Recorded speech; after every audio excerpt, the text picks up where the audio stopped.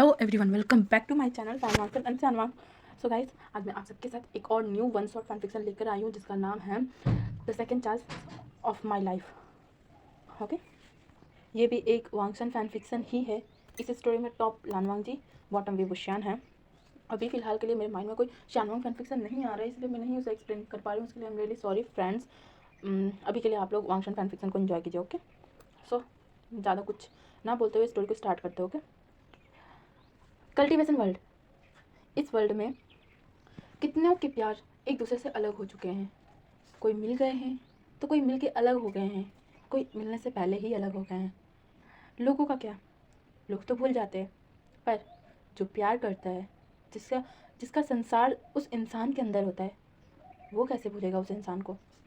वो कभी नहीं भूल सकता अपने उस प्यार को, जिसके लिए उसे अगर इमोर्टल बनना पड़े फिर भी वो बनेगा, क्योंकि उसे उससे उसके प्यार से मिलना है। वो अपने प्यार से दूर नहीं हो सकता, कभी भी नहीं हो सकता। 1000 साल बाद का सीन दिखाया जाता है हमें। लान वांगजी को दिखाया जाता है। लान वांगजी जो कि एक बहुत से बड़े एक ऑफिस है, बहुत ही ऊंचा बिल्डिंग है ऑफिस का। वहाँ पर एक बहुत ही बड़ा सा एक शीशे का खिड़की लगा हुआ है। वहाँ पे खड़े होकर कॉफ़ी पीते हुए लान वांगजी उस पूरी दुनिया को देख रहा है। जहाँ तक उसकी आंखें जा रहा है वहाँ तक उस जगह को देख रहा है। अब वो अपने मन में सोच रहा है, वी, क्या तुम क्या तुम अब क्या तुम अब आ चुकी हो यहाँ? हज़ारों साल से तुम्हारा वेट कर रहा हूँ। काश तुम इस बार मुझे मिल जाओ। पता नहीं ये इंतज़ार कब ख़त्म होगा। अब वांग जी यहाँ से सोचता है, उसके मन में मतलब वो जो सोचता है, एक बात सोचता है वो सोचता है वीइंग जो कि उसका पहला प्यार था, जो कि एक युद्ध के दौरान उसकी डेथ हो गई। उसने अपने आप को ही दोषी मानकर नाइट सिटी वाले सीन पे जो युद्ध हुआ था उसे लेकर उसने खुद को मार डाला। और उसके बाद तो जैसे पूरी दुनिया ही उसकी अलग हो गई। वो टूट के बिखर गया। उसे कुछ भी समझ नहीं आया। तब उसे एक दिन बाव से शरण मिली थी और उन्होंने बताया था कि तुम्हारे लव मतलब तुम्हारा जो प्यार है वो बहुत ही ज़्यादा प्योर था, और इसीलिए गॉड ने तुम्हें एक और चांस दिया है। इंतज़ार करो उसका, वो आएगा, तुम्हारे पास आएगा, तुमसे वो मिलेगा और वो तुमसे ही प्यार करेगा। सिर्फ और सिर्फ वेट करो, सिर्फ इंतज़ार। यही बात वांग जी सोच रहा था। और वांग जी अभी बोलता है, तब से लेके आज तक मैं तुम्हारा इंतज़ार कर रहा हूँ, सिर्फ और सिर्फ इंतज़ार। ज़माना कहाँ से कहाँ आ गया, पर तुम्हारा ये जो इंतज़ार है ना वो ख़त्म नहीं हो रहा है। फिर भी मैं करूँगा इंतज़ार, अभी भी करूँगा, जब तक तुम मुझे मिल नहीं जाते। ऐसा बोलकर वो एक गहरी सांस छोड़ता है और उसके बाद उस कॉफ़ी को एंजॉय करने लगता है। अब यहाँ से सीन शिफ्ट करके हमें एक घर का सीन दिखाया जाता है। वहाँ पे एक लड़का जो कि चिल्ला चिल्ला के बोल रहा है, वे वुशियान तुम उठ रहे हो या नहीं? उठ जाओ, कितनी देर से मैं तुम्हें उठा रहा हूँ, उठ जाओ।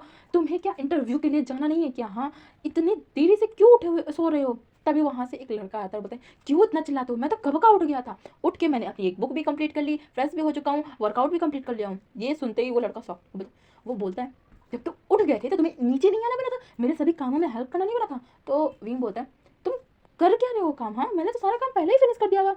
तभी वो लड़का अपने आसपास देखता है और बोलता है, हाँ ये तो सच में सारा काम फिनिश है। फिर वो किचन में जाता है, बोलता है, हाँ तो ब्रेकफास्ट बनाना है ना। तो वो देखता है कि उसके सामने तो ब्रेकफास्ट पूरा रेडी है। ये देख के वो और बोलता है, तुम कितने बजे उठे थे, सही सही बताना। तो विंग बोलता है, एग्जैक्टली बोलो तो शायद 4 बजे।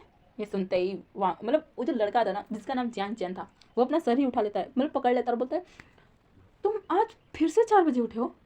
तो विंग बोलता है, ऑब्वियसली मैं तो 4 बजे ही उठता हूँ, तुम हो जो कि लेट उठते हो, ठीक है? तो जैंग चैन बोलता है, हाँ मैं कैसे भूल गया, तुम जैसा पढ़ाकू इंसान क्या ही कर सकता है, छोड़ ही दो। चलो ब्रेकफास्ट करते हैं, फिर उसके बाद इंटरव्यू के लिए भी तो जाना है ना। तो विंग हाँ में सही रहता है। उसके बाद सब लोग मिलके मतलब वो दोनों मिलके ब्रेकफास्ट करते हैं। उसके बाद वो दोनों चले जाते हैं वहाँ से अलग अलग डायरेक्शन में। विंग सॉरी जियांग चैन जो कि ऑलरेडी एक ऑफिस में जॉब करता है, जो कि लैंड कॉर्पोरेशन का ही एक ऑफिस था।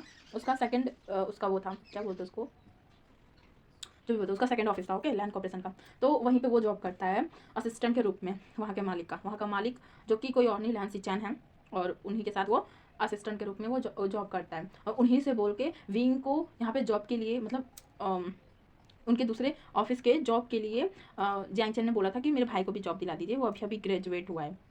तो सिचैन ने कहा था जाकर के वो इंटरव्यू देते वो हो जाएगा सिलेक्ट। तो विंग अभी जा रहा है लैंड कॉर्पोरेशन, जिसका मेन ब्रांच है वो वहाँ पे जा रहा है। और विंग अब वहाँ से जा रहा था, और उसके वो ना जा रहा था, तभी ना एक वो आता है, सड़क को पार करने वाला, चौराहा चौराहा बोलते हैं ना आई थिंक, या फिर रेड लाइट, हाँ रेड लाइट होता है। तो वहाँ पे ना विंग देखता है कि सड़क के बीचों बीच एक डॉग बैठा हुआ है। वो छोटा सा डॉग है, उसके पैरों में चोट लगा हुआ है। तो विंग जब ये देखता है ना, तो वो ना आराम से जाता है, धीरे से जाता है वहाँ पे, और प्यार से उस डॉग को सहलाता है। उसके बाद उसे उठा लेता है गोद में, और उठा करके रोड के साइड में लेके आता है, अपने पर्स से मेडिसिन निकालता है, उस डॉग को लगाता है मेडिसिन। और ये सब कुछ कार में बैठा हुआ एक इंसान गौर से देख रहा है। और तभी वो उस अपने ड्राइवर के बगल जो पैसेंजर सीट है ना, वहाँ पे एक इंसान बैठा था, और वो उससे बोलता है, इस लड़के के बारे में पता करो, इसकी हर एक डिटेल्स मुझे चाहिए। तो वो लड़का, जो कि उसका नाम आयु था, वो बोलता है यस बॉस, आपको मिल जाएगा इन्फॉर्मेशन। तो वो लड़का कोई और नहीं बल्कि लान वांगजी था। तो लान वांगजी बोलता है कि मुझे जल्द से जल्द चाहिए इसका इन्फॉर्मेशन, तुम्हें समझ में आया? तो वो लड़का हाँ बोल देता है। और लान वांगजी जिसकी नज़र अभी भी उस लड़के पे थी, यानी कि हमारे विंग पर थी। और विंग वो चला जाता है, उस पपी को दबा लगा के उसको साइड में आराम से रख के वो चला जाता है अपने ऑफिस की ओर। इधर वांजी जो कि उसकी तरफ ना, मतलब विंग के पीछे ना बोल कर 2 गार्ड्स को लगा देता है कि पता करो ये कहाँ जा रहा है। उसके बाद विंग चला जाता है, एक टैक्सी लेता है, फिर वहाँ से वो चला जाता है लैंड कॉर्पोरेशन। इस तरह वांग जी जो कि अब विंग को देखने के बाद वो श्योर हो गया था कि ये हमारा मेरा विंग ही है, वो विंग जिससे मैं प्यार करता था 1000 पहले। और पर ये तो डिफरेंट हो गया। जहाँ तक कि मुझे याद है, विंग को डॉग से काफ़ी ज़्यादा डर लगता था, बट ये विंग तो डॉग की हेल्प किया अभी। मैं बिलीव नहीं कर पा रहा हूँ, कितना अजीब है। फिर उसके बाद वो चला जाता है ऑफिस में, अपने ऑफिस चला जाता है। उसका असिस्टेंट को उसने बोल दिया था कि इन्फॉर्मेशन लेकर के आए, इसका निकाले। तो उसका असिस्टेंट भी पूरा इन्फॉर्मेशन उसको लेकर के आता है और दे देता है कि किस तरीके से विंग ऑर्फनेज में था। ऑर्फनेज मतलब उसके मदर एंड फादर का डेथ हो गया था, उसके बाद वो ऑर्फनेज में चला गया था। ऑर्फनेज में जाने के बाद वो 17 साल का था, जो कि वो सड़कों पे भटकता था। तो जियांग फैमिली ने उसे अडॉप्ट कर लिया था। मैडम का ऑलरेडी डेथ हो चुका था, तो जियांग फैमिली ने ही उसे अडॉप्ट कर लिया था। बट कुछ टाइम के बाद वो बीमार रहने लगे थे, इसलिए उन्होंने अपनी बड़ी बेटी का शादी जिन फैमिली में जिन रूसवान के साथ करा दिया था। और वो अभी अब्रॉड में है अपनी हस्बैंड और अपने बच्चे के साथ। और जियांग चन और विंग यहीं पे रहते हैं, मतलब विंग अपने एक स्टेप ब्रदर के साथ रहता है। वांची को ये पता था, ठीक है। तो वो काफ़ी ज़्यादा मतलब ये सब जब पढ़ता है ना, तो वांची को थोड़ा सा अजीब लगता है, बट कुछ नहीं, नॉर्मल हो जाता है। विंग ये भी मतलब वांची ये भी देखता है कि विंग ने स्टडी भी की है, और उसने हर एक स्कूल में टॉप किया है, और टॉप किया है, साथ ही साथ उसने ना स्कॉलरशिप के ज़रिए पे अपनी सारी स्टडी को ख़त्म किया है। उसके बाद विंग जो है ना स्टडी को ख़त्म कर मतलब कुछ ही महीने अपनी स्टडी को कंप्लीट कर लिया है, और अभी वो जॉब को ढूंढ रहा है। तो वांजी ने तो अपने बॉडीगार्ड्स को विंग के पीछे लगा के रखा है, तो वो बॉडीगार्ड्स विंग पर 24 घंटे नज़र रखेंगे। अभी वांजी जो है ना वो अपनी सिक्योरिटी को बोलता है कि विंग यहाँ पे इंटरव्यू देने के लिए आ रहा है, तो उसको मेरे ही कैबिन में भेजो इंटरव्यू के लिए। तो वो जो आयु है ना, वो शॉक हो जाता है कि भला उसके बॉस कब से इंटरव्यू लेने लगे सबके। हाँ, मेरा क्या, मेरा तो काम है, जो बॉस बोलेंगे वो करना, चले जो करना करे वो। फिर उसके बाद वांजी के पास ना विंग को लेकर के आता है आयु, और विंग को बताता है कि यहाँ पे जाइए, आपको यहाँ पे इंटरव्यू देना है। तो विंग भी आराम से बोल देता है ओके, क्योंकि उसे लगता है कि ये किसी मैनेजर का ऑफिस है, उसको ये लगता है।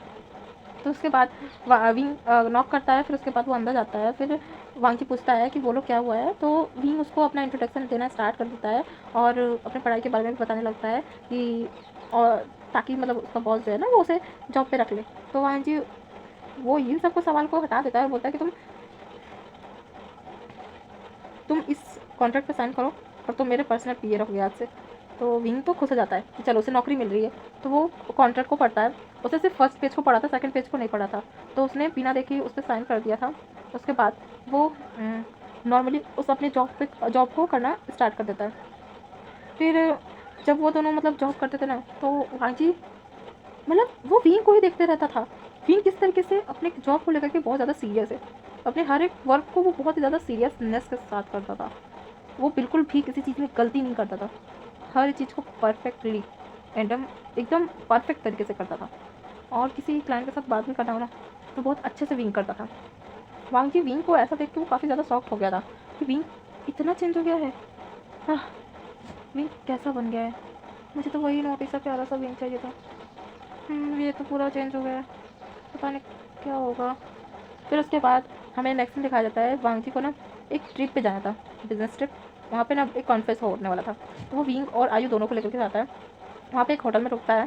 तो पहले तो वो लोग चले जाते हैं डायरेक्ट इंटरव्यू, मतलब जहाँ पे मतलब वो कॉन्फ्रेंस मीटिंग है वहाँ पे चले जाते हैं। वो लोग मीटिंग को अटेंड करते हैं। उसके बाद वो लोग वापस टायर्ड होकर होटल आते हैं रेस्ट करने के लिए। तो वहाँ पे ना विंग कुछ बुक्स को लेकर के आया था। तो विंग फ्रेश हो करके ना बेड पे बैठ जाता है और फिर वांगी जाता है, वो फ्रेश होता है। फिर जब वो बाहर आता है तो वो देख के शॉक, क्योंकि विंग बुक्स को पढ़ रहा था। ये देख के वो पूरा शॉक। जो लड़का बुक्स को पढ़ना पसंद नहीं करता था वो बुक्स पढ़ रहा है। फिर उसके बाद विंग जो है ना, विंग और वांगजी दोनों मिलकर डिनर को मंगाते हैं। और जब डिनर आता है ना तो डिनर को देख के वो शॉक्ड वांगजी, विंग ये क्या खा रहा है? तो वांगजी पूछ लेते हैं क्या तुम यही खाना खाते हो? तो विंग बोलता है हाँ मैं यही खाता हूँ। वो एक्चुअली खाना क्या था, boil vegetables, soup, rice, vegetables की कुछ बनाए हुए चीज़ें, मतलब वो वेजिटेबल्स से सारा चीज़ें बना हुआ था। वांगी पूरा शॉक था कि विंग कब से वेजिटेबल्स इतना खाने लगा। ओ माय गॉड, वो पूरी तरीके से शॉक हो रहा था। फिर उसके बाद वांगी जो है ना वो विंग को बोलता है कि तुम बेड पे सो जाओ, मैं सोफे पे सो जाता हूँ। बट विंग मना कर देता है, बोल देता है कि बेड इतना बड़ा है, आप भी सो सकते हैं, मैं भी सो सकता हूँ, आप भी लड़के हैं मैं भी लड़का हूँ, तो सो जाइए आप भी। तो वांगी फिर एक्साइट करता है, उसके बाद वो सो जाता है। नेक्स्ट मॉर्निंग का सीन दिखाते हैं, वांगी की आंखें खुली और उसने अपनी आंखों के सामने एक बहुत ही खूबसूरत सा ब्यूटी को देखा। वो कोई और नहीं बल्कि विंग ही है। वांगी विंग को देख के बस उसके अंदर ही खो गया। फिर उसको रियलाइज़ हुआ कि वो बहुत ही गलत पोजीशन में है। मतलब उसके लिए तो अच्छा है बट विंग के लिए पता नहीं कैसा होगा। तो थोड़ी देर बाद ना उसको एहसास हुआ कि विंग ना उठने वाला है, तो वो फटाक से अपनी आंखें बंद कर लिया। उसके बाद ना विंग धीरे से अपनी आंखों को खोलता है। वो अपने सामने देखता है लान वांगजी का फेस, जो कि बहुत ही ज़्यादा ब्राइट कर रहा था। थोड़ी देर तक वो तो लान वांगजी को देखता है, फिर वो उठने की कोशिश करता है। फिर रियलाइज़ होता है कि वो किस पोजीशन में सोया हुआ है। उसका एक पैर वांगजी के ऊपर है, एक हाथ वांगजी के चेस्ट पर है। फिर वो धीरे धीरे अपने हाथों को हटाता है। तभी उसे रियलाइज़ होता है कि वांगजी का जो हाथ है ना उसके कमर पे है। तो पहले वो अपने कमर पे से वांगजी का हाथ हटाता है, फिर वो उठता है। उठने के बाद बाथरूम में चला जाता है। वो बहुत ज़्यादा एम्बेरस हो गया था। फिर वांगजी अपना आँख खोलता है, फिर वो एक स्माइल करता है। उसके बाद वो लोग वहाँ से वापस आ जाते हैं बिजनेस ट्रिप से। और वांगजी विंग काफ़ी ज़्यादा वो लोग काम को करते हैं। अब वांगजी के साथ ही मतलब विंग हर एक काम में उसका हेल्प करता था, बस ये कि रात को वो चला जाता अपने घर। तो वांगजी इससे भी सेटिस्फाई नहीं था, वो विंग को हर वक्त अपने पास चाहता था, उसे प्यार करना चाहता था। तो वो ना बहुत ज़्यादा टेंशन में था कि वो अब क्या करे जिससे विंग उसके पास आ जाए। फिर उसको वो कॉन्ट्रैक्ट के बारे में याद आता है। फिर वो एक स्माइल करता है। अभी यहाँ से सीन शिफ्ट करके हमें वांगजी के घर का सीन दिखाया जाता है। वांगजी अपने घर पे मतलब खड़ा हुआ था और वो कॉफ़ी को एंजॉय कर रहा था। वो एक बड़े से खिड़की के सामने खड़ा था। तभी सिचैन आता है और पूछता है वांगजी तुम क्या कर रहे हो यहाँ पे, तुम अभी तक सोए नहीं? तो वांगजी वो अपने ब्रदर की तरफ दिखता है और बोलता है नहीं गगा, मुझे भी नींद नहीं आ रही है। तो वो पूछते हैं कि क्या तुम्हारी तबीयत ठीक है? तो वांगजी एक स्माइल करता है, बोलता है हाँ गगा, भला मुझे क्या होगा, आखिर हम दोनों इमोर्टल जो हैं। ऐसा बोल के वो सिचन की तरफ नॉर्मली देखने लगता है। फिर सिचन हाँ में सही लाता है। फिर वो उसके पास जाता है और पूछते हैं कि क्या हुआ है, मुझे बताओ। तो वांगजी उसको बताता है कि वो मिल गया है। तो सिचन पूछते कौन? तो वांगजी बोलता है कि वही जिसका मैं इंतज़ार कर रहा था, मेरा प्यार, मेरा विंग मुझे मिल गया है। तो सिचन बोलते ये तो बहुत अच्छी बात है कि वो तुम्हें मिल गया है, तो आगे का क्या प्लान है? तो वांगजी जो है ना वो उस कॉन्ट्रैक्ट को दिखाता है। तो वो पूछते कि ये क्या है? तो वांगजी बताता है कि आप खुद पढ़ लीजिए। फिर सिचन उस कॉन्ट्रैक्ट को पढ़ते हैं। फिर वो बोलता है ये तो नॉर्मल सा कॉन्ट्रैक्ट है। तो वांगजी बोलता है कि सेकंड पेज को पढ़िए। फिर सिचन जो है ना वो सेकंड पेज को पढ़ना स्टार्ट कर देते हैं। उसके बाद सिचन बोलते हैं वांगजी सब क्या है, और तुमने इसमें सिग्नेचर भी करवा ली उसके? तो वांगजी ने कहा उसने खुद ही बिना देख किया है, इसमें मैं क्या कर सकता हूँ। तो सिचन बोलता है तो तुम क्या करने वाले हो? वो जो इसमें लिखा है। तो सिचन बोलते क्या तुम सच में उससे शादी करना चाहते हो? बॉयफ्रेंड बनते तो अलग बात है, बट शादी? तो वांगजी बोलता है ब्रदर 1000 साल बहुत ज़्यादा टाइम है, अब मैं उससे दूर नहीं रह सकता, मैं उससे बहुत प्यार करता हूँ, प्लीज़ गगा। फिर सिचन एक्साइट करते हैं। उसके बाद वो हाँ में सही लाता है और बोलते हैं ठीक है तुम देख लो तुम्हें क्या करना है। फिर वांगजी बोलता है आप प्लीज़ कल ऑफिस आ जाइएगा। फिर सिचन हाँ में सही ला देते हैं। उसके बाद यहाँ से सीन शिफ्ट करके नेक्स्ट मॉर्निंग का सीन दिखाया जाता है। वांगजी और सिचन दोनों वांगजी के ऑफिस में थे, तभी वहाँ पे जैंगचन आता है और जैंगचन वांगजी और सिचन को एक साथ देख के वो शॉक। फिर वो पूछता है सिचन से कि बॉस आपने मुझे यहाँ पे बुलाया, क्या बात है? तो सिचन बोलते हैं अभी तुम मेरे सेक्रेटरी मत बनो, अभी तुम मेरे बॉयफ्रेंड बन जाओ। वांगजी को पता है कि सिचन और जैंगचन डेट कर रहे हैं अभी, ओके, ये बात उसे पता है अच्छे से। अभी जैंगचन बोलता है ठीक है मैं बन जाता हूँ अभी, लेकिन हुआ क्या है सिचन ये तो बताओ। तो सिचन बोलते हैं तुम्हें अभी पता चल जाएगा। एक और बात मैं बता देती हूँ, जब जैंगचन और सिचन जब मिले थे पहली बार, जैंगचन आया था उनके ऑफिस में इंटरव्यू देने के लिए। तो सिचन ने उन्हें पहली बार देखा था और पहचान गए थे कि ये जैंगचन है, जिससे वो पहले जन्म में प्यार करते थे, मतलब जैंग जब जिंदा थे तब उससे बहुत प्यार करते थे, लेकिन ये बात कभी उन्होंने उसे बताया नहीं। और अभी जब मौका मिला है तो वो बिल्कुल भी इस मौके को छोड़ेंगे नहीं, तो वो दोनों एक दूसरे से ना मतलब डेट करने लगे थे। एनीवेज, अभी हम प्रेजेंट में आते हैं। विंग जो कि उस कैबिन में एंटर किया, विंग को देख के जैंग शॉक, और वो बोलते हैं विंग तुम यहाँ क्या कर रहे हो। ये सुनते ही ना सिचैन और वांग जी का तो मतलब हवा ही उड़ जाता है। वो सोचते हैं क्या ये दोनों एक दूसरे को जानते हैं। फिर विंग उसके पास आता है और बोलता है अरे जैंग कुछ नहीं, वो मैं तो यहीं पे जॉब करता हूँ ना। तो जैंग बोलता है पर गगा मैं भी तो यहीं जॉब करता हूँ, मेरे बॉस ये है लैन सिचैन, मिस्टर लैन सिचैन। ये सुनते ही ना विंग स्माइल करता बोलता है यानी कि हम दोनों एक ही कंपनी में जॉब करते हैं, ये कितना अच्छा है ना। फिर वो रुकता है, फिर उसके बाद वो वांगजी और सिचैन को ग्रीट करता है, गुड मॉर्निंग बोलता है। वांगजी और सिचैन तो जैसे अपनी दुनिया ही में नहीं थे। गगा भाई, अभी वांगजी को याद आता है जो उसके असिस्टेंट ने फाइल दिया था उसमें ये था कि विंग जो कि एक ऑर्फनेज था, उसके मदर फादर का एक डेथ हो गया था एक्सीडेंट में, तो वो ऑर्फन में ही रहा था, पला बड़ा था। उसके बाद जब वो 17 साल का हो गया था तो उसको वहाँ से निकाल दिया गया था।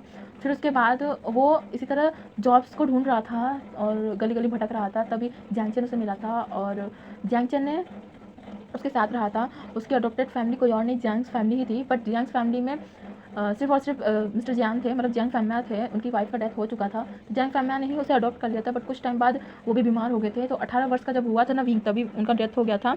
और उसके बाद से फिर वो लोग आपस में ही जॉब्स करके अपनी लाइफ को जी रहे थे। यानली का शादी उन लोगों ने पहले ही करा दिया था, क्योंकि जैंग फैमिया बीमार रहने लगे थे, इसलिए उन्होंने यानली का शादी जिन जुशवान से करवा दिया था, और वो यहाँ पे नहीं अब्रॉड में रहती है अपने हस्बैंड और अपने बच्चे के साथ। जियांग चेन और विंग ही यहाँ पे रहते हैं, तो इसलिए अब समझ में आया कि उसका अडॉप्टेड फैमिली में जियांग चेन कौन है, उसका भाई है वो। और वांग जी तो जैसे अपना सर ही पकड़ लेता है और बोलता है कि अब कुछ नहीं हो सकता मेरा, नहीं ऐसा कैसे कुछ नहीं हो सकता, भाई हो चाहे कोई हो, मैं तो अब विंग को अपने पास ही रखूँगा। फिर वांग जी विंग को अपने पास बुलाता है, फिर विंग उसके पास जाता है, फिर विंग उससे पूछता है कि यस बॉस क्या हुआ, कुछ काम है। तो वांग जी उसे कॉन्ट्रैक्ट दिखाता है, तो विंग पूछता है कि सर ये तो मैंने कल ही पढ़ा था ना और मैंने साइन भी कर दिया है। तो वांग जी बोलता है पूरा पढ़ो इसे। तो विंग पहले तो कंफ्यूज होता है, फिर उसे पढ़ना स्टार्ट कर देता है। जब वो सेकंड पेज खोलता है ना, उसको पढ़ता है तो उसकी तो मतलब आंखें बड़ी बड़ी हो जाती है, क्योंकि उस कॉन्ट्रैक्ट में लिखा था कि विंग मेरा सेक्रेटरी तो है, बट साथ ही साथ वो मेरा हस्बैंड भी बनेगा। इसके लिए वो स्वीकार करता है, वो उसके साथ रहेगा 24 घंटे, उसका हस्बैंड बन के, उसके साथ ही रहेगा, उसके घर में रहेगा, उसका पार्टनर बन के। ये सब जब ये कॉन्ट्रैक्ट में पढ़ता है ना तो वो सॉफ्ट, और वो बोलता है सर ये सब क्या है। तो वांग जी बोलते हैं वही जो तुम पढ़ रहे हो। तो विंग बोलता है सर ये गलत बात है, ये सब नहीं हो सकता, ये आप क्या कह रहे हो। तो वांग जी बोलता है मुझे कुछ नहीं सुनना, तुम्हें इसे करना ही होगा, तुम इसमें मना नहीं कर सकते हो। तो विंग बोलता है पर सर ये इम्पॉसिबल है, मैं नहीं कर सकता ऐसा। तो वांग जी बोलता है तो ठीक है, तो तुम कॉन्ट्रैक्ट को टर्मिनेट करना चाहते हो ना, तो मुझे करीब 100 लाख युआन दे दो और तुम इसे कर सकते हो कॉन्ट्रैक्ट को टर्मिनेट। ये सुनते ही ना विंग मतलब अपने हाथ पे हाथ रखते हैं और बोलता है 100 lakh yuan, oh my God sir आप ये क्या कह रहे हो, मैं तो अपने घर को चलाने के लिए इस जॉब को करने के लिए आया था और आप तो मेरे साथ ऐसे नहीं कर सकते हो आप। ऐसा बोलते ही ना मतलब विंग का ना रोने वाला सूरत बन गया था। और जैन ना विंग के हाथ से उस पेपर्स को छीन लेता है और उसे वो पढ़ता है और वो बोलता है सर ये क्या है, आप ऐसा कैसे कर सकते हैं मेरे भाई के साथ। तो ना सिचैन जैन चेन का हाथ पकड़ते हैं, उसको अपनी तरफ खींचते हैं और बोलते हैं तुम चुप रहो, इनके मामले में तुम मत बोलो। तो जैन चेन बोलता है वो मेरा भाई है, मैं कैसे नहीं बोलूँ। तो सिचैन बोलते हैं तुम शांत रहो, समझे, मैं तुम्हें बाद में सब समझा दूँगा। तो जैंग चेन फिर कुछ बोलने वाला था, बट सिचन ने उनके मुंह पे हाथ रख दिया, उसे चुप करा दिया। इधर विंग जो कि रोने वाली सूरत बना के बोलता है सर आप ऐसे नहीं कर सकते, मैं ऐसा नहीं कर सकता, मैं आपके साथ शादी नहीं करना चाहता। तो सिचन मतलब वांग जी पूछता है मेरे में क्या कमी है जो तुम मेरे साथ शादी नहीं करना चाहते। तो विंग चुप हो जाता है। फिर वो बोलता है सर लोग क्या कहेंगे, लोग कहेंगे कि मैंने सुगर डैडी पटा के रखा हुआ है, पर ऐसा नहीं है ना सर। तो वांग जी बोलते हैं तुम्हें लोगों की कब से परवाह है, हाँ मैं लोगों को संभाल लूँगा, मेरा काम है नहीं ये चीज़ का, तुम्हें बस मुझसे शादी करनी है। विंग तो मतलब जैसे नीचे ही बैठ जाता है और अपने सर पकड़ लेते, मतलब सर ये क्या कर रहे हो आप, मुझे कुछ समझ नहीं आ रहा है, आप करना क्या चाहते हो। तो वांग जी उसके पास आता है और वो भी घुटने के बल बैठता है और बोलता है सिर्फ तुमसे शादी। तो विंग बोलता है पर सर। तो वांग जी बोलता है बस अब एक सवाल भी नहीं, बस एक बात बोलो हाँ या ना। ये सुनते ही ना विंग का एकदम पाउट वाला मुंह बन जाता है, उसका आँख एकदम, उसके आँख में ना पानी एकदम भर जाता है और वो ना धीरे से अपना सर हाँ में हिला देता है और एकदम उसके आँख से ना आंसू बहना स्टार्ट हो जाता है। उसका ये सूरत देख के ना वांग जी को उस पर ना बहुत ज़्यादा प्यार आ जाता है, वो उसको हक करता बोलता है ओह चिंता मत करो, रो मत, मैं तुम्हें बहुत प्यार से रखूँगा, ऐसा बोल के वो उसके फॉरहेड पे किस करता है। तो जियांग चेन का तो मुंह खुला का खुला और सिचैन जिसके फेस पे एक बड़ी सी स्माइल आ जाती है, और जियांग चेन गुस्से में घूर के देखता है सिचैन को, तो बोलता है तुम चलो बेटा तुम्हें मैं बताता हूँ। तो सिचैन जिसका पसीना छूटने लगता है बोलता है अरे तुम इंतजार तो करो, मैं समझाता हूँ ना। तुरंत जियांग चैन एकदम मुंह फेर लेता है और इस तरफ विंग जब हाँ कह ही दिया तो शुभ काम में देरी कैसी, कल करे सो आज करे सो अब क्या। विंग को उठाता है वांग जी और लेकर चला जाता है कार में और सिचन और जियांग चैन भी उसके पीछे पीछे आते हैं। वो लोग जाते हैं मैरिज रजिस्टर करने के लिए, दोनों सिग्नेचर करते हैं, उनका फोटोज लिया जाता है और हो गया, दोनों को मिल गया कार्ड, क्या बोलते जो पासबुक साइड में होता है सर्टिफिकेट, वो मिल जाता है और वो दोनों ने शादी कर लिया। फिर वहीं पे वो लोगों ने एक दूसरे को रिंग एक्सचेंज करा दिया क्योंकि वांग जी पूरी तैयारी के साथ आया था उसके हाथ में रिंग भी था। वो रिंग को एक्सचेंज करते हैं। विंग तो ये सब चीज़ें तो रोनी वाली सूरत बना के कर रहा था और जो गार्जियन की जगह पे सिग्नेचर होता है ना, वहाँ पे विंग की जगह पे जियांग चैन और वांग जी की जगह पे सिचन ने किया था। उसके बाद जब इन दोनों का शादी हो गया तो वो जो वकील रहता है ना, वो बोलता है कि अब आप दोनों हस्बैंड है। तो वांग जी बोलता है ऐसे कैसे, अभी लास्ट रिचुअल तो बाकी है ना। तो वो वकील बोलता है क्या, अब तो सब कुछ हो गया।